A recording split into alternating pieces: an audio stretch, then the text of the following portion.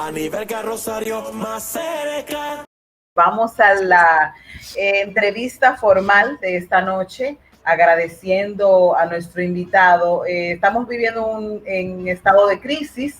Hay sectores que están paralizados desde que comenzó esta pandemia y educación no ha sido la excepción. Educación que ha sido llevada hasta las mesas de nuestros hogares, porque las escuelas han tenido que cerrar debido a la pandemia de COVID-19.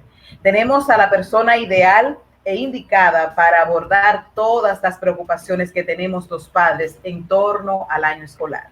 Por eso tengo el placer de darle la bienvenida esta noche al ministro de Educación, Antonio Peña Mirabal, quien no tendrá una conversación extensa con nosotros, pero sí de seguro muy productiva. Muy buenas noches. Buenas noches, don Antonio. Buenas, ¿cómo están? ¿Cómo se siente? Estamos en nuestras casitas, al igual que usted. Bueno, bien dentro de lo que cabe. En cuarentena. Yo creo que, don Antonio, antes de nosotros iniciar esta conversación de cara a ver lo que enmarca el sistema educativo dominicano en medio de esto, yo quisiera iniciemos. ¿Hay algún dato de la cantidad de maestros que han dado positivo en COVID-19 y que tengan situaciones de salud con alguna complicación? Bueno, la última información que yo tengo me la ofreció la presidenta de la Asociación Dominicana de Profesores, y era que había en ese momento, ya hace un par de días, unos 12 maestros que habían sido contagiados con el COVID-19. Nosotros mañana tenemos una reunión con los directores regionales y distritales, una reunión virtual igual que esta, y ahí haremos un levantamiento de esos casos a nivel nacional y podríamos informar de la cantidad de profesores que en el territorio nacional han sido afectados por este virus. Señor ministro, hay una preocupación de la colectividad dominicana que tiene que ver con el futuro del año escolar. Sí. Tengo entendido que aproximadamente el 70% del currículum ya se había agotado cuando hubo la paralización de la docencia por la situación de esta pandemia. Nosotros tenemos la realidad de que en el sector privado pues hay más estabilidad quizás en la docencia e inclusive más recursos para aplicar una plataforma electrónica, una plataforma digital. Pero ¿cuál es la realidad de nuestras escuelas en ese sentido? ¿Y cuál será el futuro del año escolar en República Dominicana con más de 2 millones de estudiantes? Sí, esa es una preocupación que ha sido externada por distintos sectores y que nos ha llegado y que ha motivado que los equipos internos del Ministerio de Educación nos hemos tenido que estar reuniendo permanentemente. Déjenme decirle que antes de que se declarara la cuarentena, cuando ya veíamos que esto iba llegando al país, internamente en el Ministerio de Educación asumimos 2 estrategias fundamentales para enfrentar este tema. Una de ellas es el tema de la preocupación que tiene el presidente de la República para que los muchachos, niños y niñas, jóvenes y adolescentes que están siendo beneficiados con el programa de alimentación escolar, que esas familias pudieran seguir recibiendo en este periodo de cuarentena esa alimentación. Y en base a eso, rápidamente nos reunimos con técnicos del Ministerio de Salud Pública y con técnicos de la OPS y la OMS y definimos junto al INAVIE, que es el Instituto Nacional de Bienestar Estudiantil responsable del programa de alimentación escolar, un instituto descentralizado que pertenece al Ministerio de Educación y se maneja con el presupuesto de educación, pero que tiene cierta independencia y autonomía administrativa. Con ello nosotros coordinamos y elaboramos un protocolo en base a las enseñanzas y las y las instrucciones que estas autoridades sanitarias han estado dando en todo este periodo de pandemia. Y se estableció un protocolo de tal manera que las familias pudiesen ir, los tutores, los padres y madres de nuestros estudiantes, pudiesen ir una vez a la semana a retirar los alimentos, en este caso crudo, por una semana por estudiante. No podía ser cocinada como llega a las escuelas, porque entonces esto estaría rompiendo el protocolo y tendríamos todos los días una afluencia de personas que no era conveniente de acuerdo a las recomendaciones que nos dieron las autoridades sanitarias.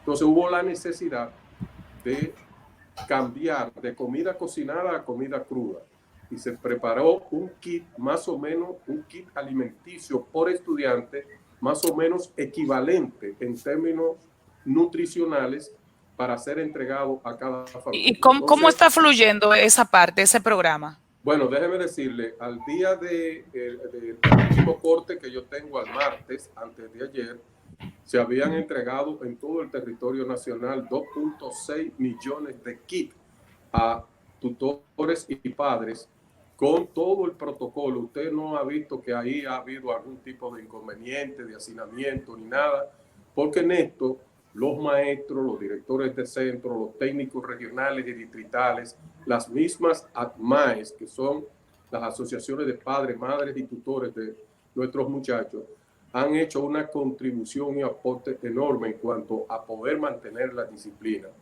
Hay toda una organización donde se llaman los padres por curso a horas específicas. ¿Y esa ración, ministro, ese kit, para cuántos días le da a esa familia? Para una semana. Para una semana. Y el tema entonces...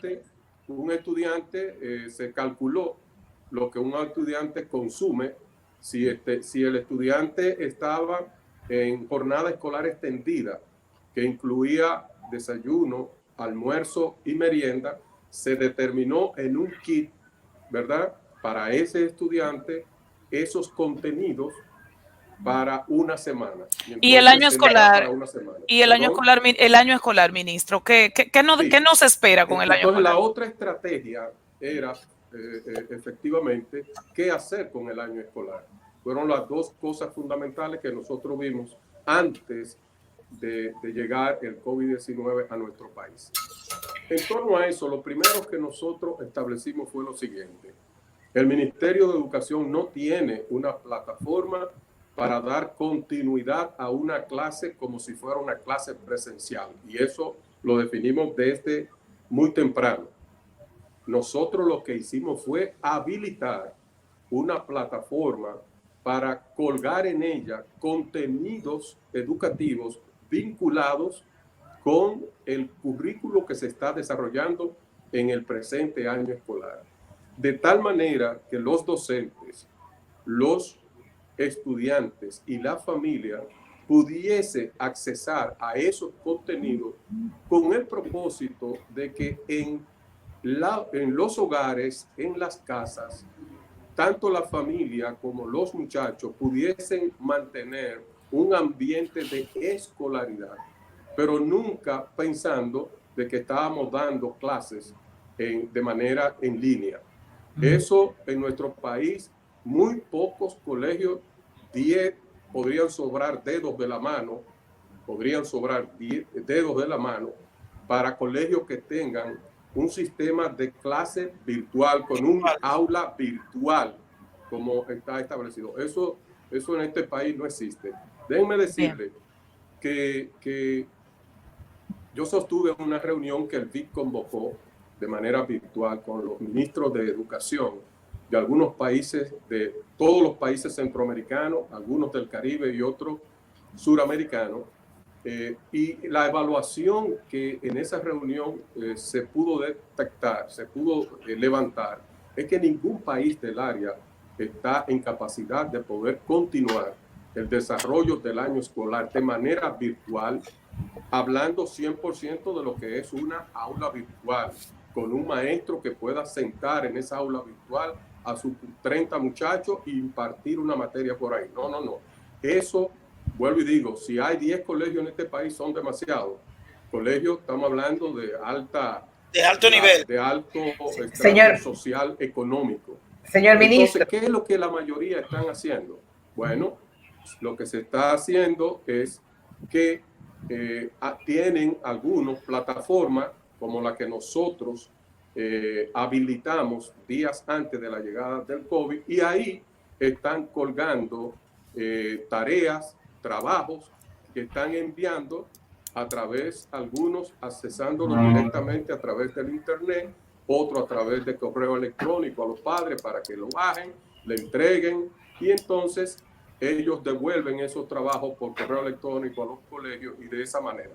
Y eso no es clase virtual, eso es simplemente un soporte para que un repaso para que en las casas se mantenga la gran preocupación. O sea, la gran preocupación no es que el año que se continúe virtualmente dando los contenidos del currículo que falta para terminar el año escolar. Esa no es la gran preocupación, porque la gran preocupación es qué hacer con los contenidos que se habían dado hasta el 12 de marzo, que ya se habían agotado y que hoy ya estamos a 16, es decir, hace un mes y 4 días, con esos contenidos que ya se habían dado para que no fueran olvidados por los estudiantes. Bueno. Y entonces, todo el trabajo que se está haciendo es con ese propósito de garantizar ese ambiente de escolaridad en nuestros hogares. Señor ministro, a mí me interesa... Yo no la escucho, a Marisol no la escucho. ¿No me escucha? No. Ahí no. A Dari y a bueno, pues a Anibelka, por favor, pregúntale al señor ministro qué va a pasar con los suplidores. Dice Marisol que hay suplidores, sobre todo del INAVIE, que están reclamando pagos. Sí. ¿Hay alguna respuesta para esas personas que aparentemente son muchos? Algunas escuelas que no le está llegando, la ración. Todas las instituciones públicas redujeron su personal de trabajo fijo en oficina como orientación para el tema del distanciamiento social. Entonces, en el INAVIE, incluso nosotros en el ministerio les facilitamos una cantidad de laptops para ellos poder procesar sus empleados y funcionarios desde sus hogares toda la información. Un suplidor del INAVIE, óigame, procesa una cantidad de factura inmensa, porque por cada día, por cada centro y por cada tipo de, o sea, por tipo de alimentación, es decir, por el desayuno, por el almuerzo, por la merienda, es una factura diferente. Entonces, eso genera un volumen de documentación extraordinaria que a veces para agilizar el pago se estanca un poco. Por otro lado, la Contraloría General de la República, quien visa los pagos antes de llegar a la tesorería, ha establecido un mecanismo digital para tramitar ahora todas las órdenes de pago, que son los llamados libramientos, lo cual también dificulta poder agilizar todo esto.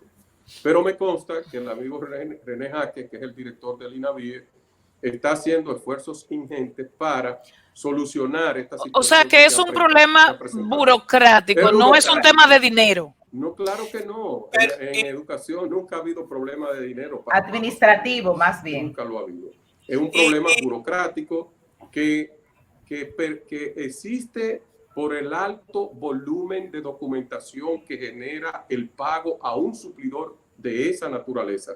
Porque es una factura que si el suplidor le emitió una factura a la escuela de Río Limpio, allá en Elías Piña, esa factura tiene que venir firmada y sellada por el director del centro, registrada. Hay una burocracia que hay que... Muy fuerte. Correcto. Ministro, según los análisis que estoy escuchando, no sé qué pasa. ¿No me escucha? No te estoy escuchando. No me escucha. Bueno, entonces usted me escucha a mí. Pues vamos a seguir en esta conversación del ministro de Educación, Peña Mirabal, y Anibelka Rosario, mientras tanto. Pero le insisto, señor ministro, en el tema del año escolar. Entonces, ¿qué se va a hacer? ¿Se va a suspender el año escolar? ¿Vamos a estar así hasta que podamos volver físicamente a las aulas? ¿O qué situación? Mire, lo importante ahora, en este momento, es garantizar que en la familia dominicana, porque fíjese lo que pasa. En este momento tenemos en el hogar padres y madres que se desconectaban de sus hijos antes de las 8 de la mañana, ¿verdad? Y retornaban a las 5. Ahora tienen que convivir. Ahora te oigo, Dari. Ahora están durando 24 horas juntos y eso está creando una serie de situaciones psicológicas en los hogares que a mí me llegan a diario, una serie de situaciones. Entonces, ¿qué es lo importante en este momento? Porque esta pandemia, nosotros no sabemos cuál es su día final. Correcto. O sea, nosotros, el país no sabe hasta cuándo esto va a llegar. Mi pregunta, ministro. Como eso es incierto, entonces yo no puedo definir desde ahora qué voy a hacer con el año escolar. Porque si la pandemia dice, bueno, llegamos hasta el 20 de abril, bueno, pues ya yo sé, entonces a partir de ahí me organizo, actualizo lo que he dado y veo cómo priorizo lo que falta y entonces montamos el año escolar a partir de ahí. Pero es que es incierto. Entonces, sí, Dari. Mi pregunta va en ese orden, ministro, de que independientemente de que no sabemos cuándo va a concluir el tema de la pandemia y cuándo tengamos la necesidad de volver a las aulas, porque va a haber un momento que vamos a tener que volver a las aulas, ¿se ha pensado en algún mecanismo de que producto de la gran población estudiantil que han tenido las escuelas en los últimos años, producto del cambio, del tema del desayuno escolar y de toda la dinámica que se da en el sistema educativo, las escuelas están abarrotadas y tienen aulas con 20, 30 y hasta 40 estudiantes? Y eso sería un inconveniente luego de que pase, de que calme el tema de la pandemia, porque vamos a tener esto hasta no se sabe cuántos meses. ¿Se ha pensado en algún mecanismo para disminuir la cantidad de estudiantes concentrados en una misma aula? No, es que vuelvo y repito, o sea, nosotros, como no sabemos la fecha de término de esta pandemia, el regreso, nosotros no podemos hablar todavía cuándo va a ser ni cómo va a ser, porque todo va a depender. Fíjate, ayer me envió un amigo un tuit de una situación que se está dando en Dinamarca. Oigan bien, Dinamarca. En Dinamarca, las autoridades gubernamentales empezaron de manera escalonada a incorporarse a la vida normal después de la pandemia. ¿Y qué pasó con la parte de educación? Bueno, que hubo protesta de los padres y de maestros de Dinamarca porque no se sienten seguros a retornar a las escuelas. Para mandar a sus niños. Y más de 18,000 maestros significaron una protesta porque están en desacuerdo. Señor ministro, ¿y qué va a pasar con los colegios entonces? Esto es una pregunta esta es una pregunta de una persona que nos está viendo y escuchando, y ella dice, pero yo sigo pagando el colegio igualito. Y estoy dando la clase yo en la casa. ¿Qué va a pasar ahí? ¿Puede el ministerio intervenir con el tema del pago a los colegios? Bueno, nosotros intervenimos en lo que es la parte del currículo, en la parte normativa, que es la parte que le corresponde al Ministerio de Educación. Ya la parte económica es una transacción de una empresa privada, porque un colegio es una empresa privada ministro, que vende un servicio que se llama educación. Pero, ministro, como usted estableció anteriormente de que el sistema de educación que se está ofreciendo a través de los colegios no es un sistema formal, que no es un sistema propiamente certificado de clases virtuales, sino que es como una dinámica de habituamiento, de que los estudiantes no pierdan el hábito de estudiar. Sí. Pero los colegios están viendo esto como ciertamente una clase formal. Bueno, y están cobrando como eso. Sí, déjeme decirle, en el ministerio nosotros tenemos una dirección de colegios privados y esa dirección le ha suministrado una serie de documentación y de guías a los colegios privados que han dicho que han continuado con el proceso formativo para que sea llenado. Y cuando el Ministerio de Educación valide que eso se corresponde con el currículum que nosotros tenemos establecido, pues el Ministerio de Educación no tiene ningún inconveniente en reconocerle eso como una continuidad del proceso educativo. ¿Hasta tanto pagamos o no? Bueno, no, o sea, es lo que digo, eso es una transacción que se da privada, de manera privada, que el ministerio no interviene. Ministro, ahora, y lo que nosotros sí decimos es que tenemos el mecanismo para validar si lo que ellos están dando es la continuidad del currículo o no. Entonces, ministro, en el caso de que el ministerio valide que el colegio X sí está dando los contenidos del lugar, entonces se puede dar la situación de que ese colegio va a terminar el año escolar, esos 10 o 5 colegios, y que los restantes no. Y los restantes entonces tendrán que, o sea, todo, porque el sistema es único. Exacto, pero entonces unos podrían terminar primero que otros. Bien, ese sería lo que un amigo esta tarde me dijo, eso es un plus. Exacto. Yo lo que no puedo permitir es que nadie se quede por debajo del corte. Suponga usted que se determine que el año escolar nosotros cerramos el día 12, porque el 13 era viernes y había que entregar en las escuelas a la Junta para las elecciones del domingo 15. Hasta el 12 se había impartido, de acuerdo a una evaluación que se hizo en el Viceministerio Técnico Pedagógico, entre las distintas regionales, promediándola todo, un 70% del currículum correspondiente al actual calendario escolar. Supongamos que nosotros digamos, bueno, hasta ahí es que nosotros vamos a evaluar a los muchachos este año. Supongamos, ¿verdad? Sí. Entonces, si un colegio llegó al 100%, pues amén, no hay ningún problema. Si un colegio pudo impartir el 100%, ahora, lo que nosotros no admitimos es que estén por debajo de ese 70% que ya todo el sistema había agotado. ¿Qué es lo que eso va a obligar? Dependiendo de la decisión que el Consejo Nacional de Educación tome al respecto, que es otra cosa que yo quiero que ustedes, los comunicadores, lo informen. ¿Cuándo se vuelven a reunir? Esto no va a ser una decisión del ministro, sino del Consejo Nacional de Educación, donde está todo el sector educativo del país representado, incluyendo los colegios privados. Si el Consejo determina que el corte es al 12 y que se va a evaluar o no se va a evaluar y se va a pasar a todo el mundo, como ocurrió en Italia, que hubo un aprobado general sin condiciones, ¿qué es lo que se está vislumbrando? Que el próximo año escolar habría que adelantarlo por lo menos un mes, 30 días, para esos contenidos, priorizar los contenidos del currículo dejado de dar, priorizarlo en ciencia, lengua, matemática fundamentalmente. Básica, las materias básicas. Exacto. Y eso, entonces, eso que faltó, ese 30%, poderlo dar en esos 30 o 45 días que lo vamos a tomar al próximo año escolar. De tal manera que los estudiantes no se queden con la laguna de ese 30%, sino que continúen ya entonces con la normalidad del año escolar 2021.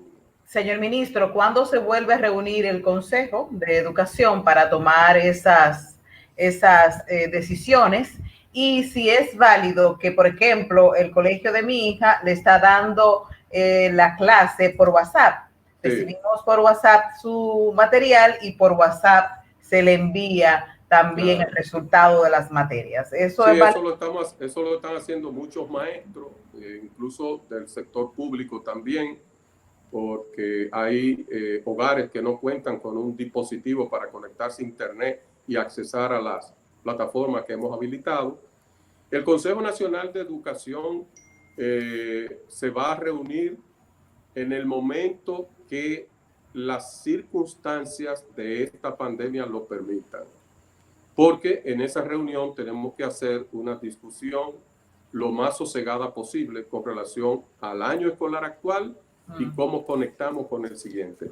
Y debe ser, yo digo, una decisión lo menos traumática posible. En esto hay que actuar con mucha flexibilidad porque lo que yo le explicaba, si yo le pongo un audio que me llegó de una madre preocupada porque ahora ha tenido que convertirse en maestra en su hogar, sin tener las herramientas y sin tener el expertise, yo le pongo ese audio y te dice, óigame, es terrible lo que está pasando. Mi hija me dice, vuelve a estudiar. Exactamente. Entonces, esa situación, además, nosotros estamos en constante contacto con los directores regionales, distritales, y estamos también en consulta con organizaciones de la sociedad civil que manejan el tema educativo y que tienen una opinión para que la decisión que el Consejo tome, ¿verdad?, sea una decisión lo más armonizada posible, lo menos traumática posible y lo más flexible posible. Finalmente, ministro, de mi parte, con relación a esos institutos de inglés que son formadores de otras disciplinas educativas, ¿ustedes tienen algún tipo de seguimiento también con relación? Porque todos están también ofreciendo clases virtuales. Entonces, están también exigiendo su pago y hasta cierto punto uno no sabe qué valor agregado tiene esto, partiendo de lo que hemos establecido aquí, de que no hay tal virtualidad, sino que es como un hábito lo que se está llevando a cabo en este momento. Es mantener, nosotros hemos dicho, y es la preocupación en todos los países del área, mantener el vínculo docente, estudiante, escuela, familia.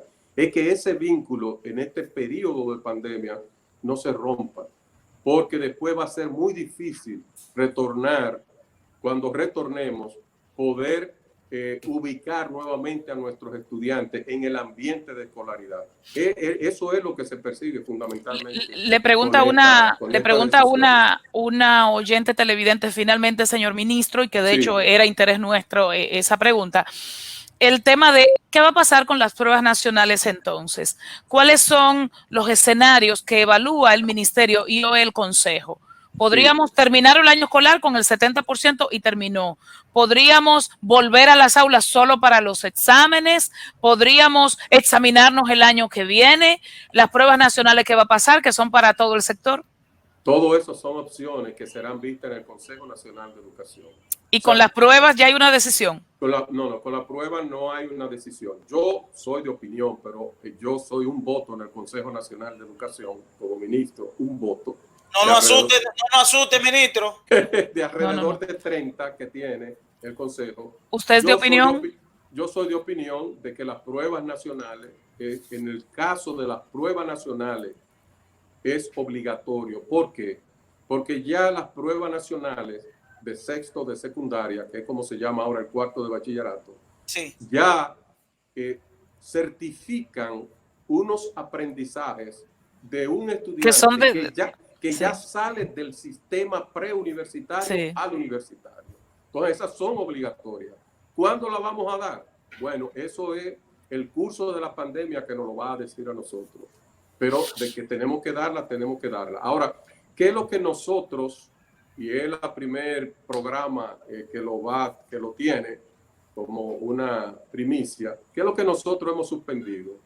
Hemos suspendido una prueba diagnóstica que se hace en el Ministerio de Educación a tercero de primaria, a sexto de primaria y a tercero de secundaria, porque no hay condiciones para aplicarla en estas circunstancias, ni tendremos el tiempo suficiente para elaborarla.